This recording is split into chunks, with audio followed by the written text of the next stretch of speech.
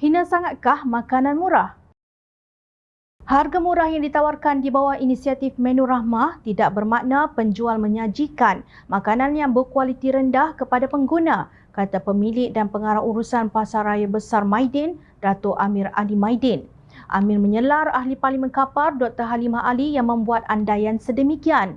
Sebenarnya adalah sangat salah apabila dia beranggapan orang akan memberikan makanan yang tidak berkualiti kerana kami menjual pada harga yang lebih murah.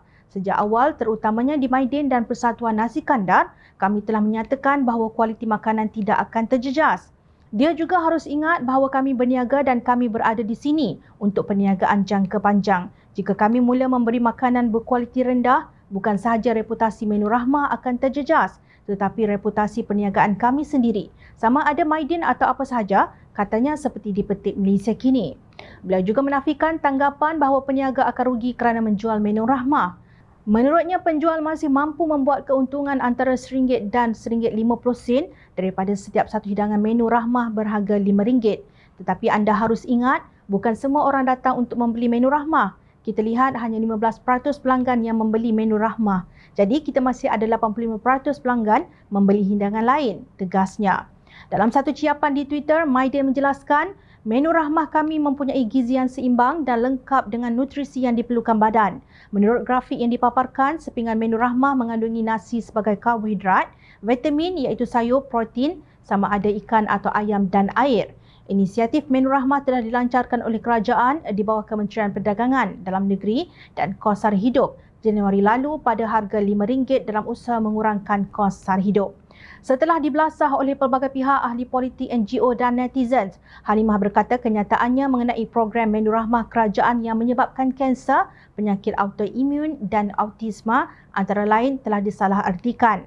Menurut laporan The Daily Mail, Halimah berkata mesej yang ingin disampaikannya ialah bahan mentah yang kurang baik yang digunakan oleh restoran Menu Rahmah boleh menyebabkan kualiti hidangan dikompromi.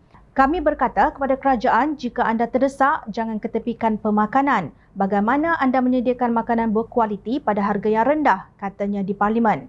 Beliau turut membangkitkan kemungkinan Menu Rahmah boleh dieksploitasi oleh mereka yang berkemampuan untuk membeli makanan pada harga murah. Secara logiknya, bagaimanakah restoran akan menyemak sama ada pelanggan itu benar-benar miskin?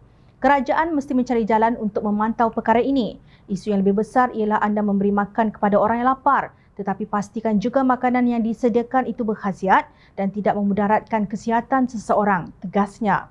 Sebenarnya bekalan makanan yang murah sudah lama dijual oleh peniaga secara perseorangan. Antaranya seorang peniaga gerai Nurul Shima yang menjual nasi bajet berharga hanya RM3.50. Dalam satu hantaran di Twitter, @nurulshima_3, Nurul memaparkan kandungan nasi bajetnya. Ikan dapat seekor, ayam dapat 3 ketul kecil, kalau udang dapat 7 ekor saiz sederhana. Kalau ketam pula dapat seketul sedebak tu, tak ada kerat duanya, siapnya berserta gambar.